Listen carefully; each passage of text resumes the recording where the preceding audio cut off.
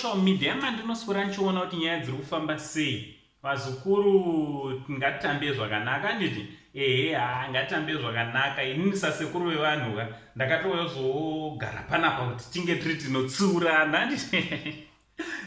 So chiteerera kana wanga usati wasubscribe paSaint TV YouTube channel, subscribe, turn on your notification bell kuti pega patinouploada video you will be notified. Also don't forget to follow and like our Facebook page and zvakanzi Saint TV. Ndichitoti maswera sei kwese kwamuri vazukuru vangu.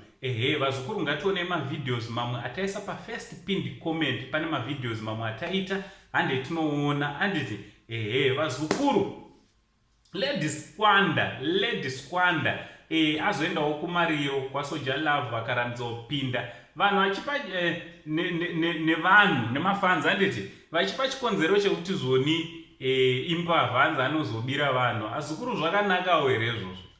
Tisadaro handiti munhu kana akambokanganisa mumashure ka ngatiregerei. Munhu anenge atochinja atoita move on, isu ngatichiitewo move on naye handiti munhu zvakanaka. Tikanganwire maZimbabwenzi tinozikanwa nerudo.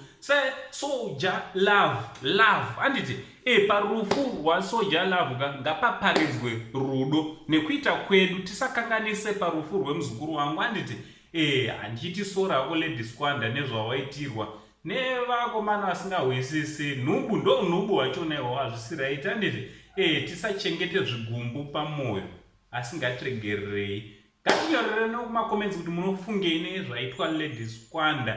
Hanzi mhosva dzake dziroramba dzichingomutevera vanhu havasugona kumuregerera. From Uncle saying the only Zimbabwean uncle, pari zvino ndichibva ndatichi much love.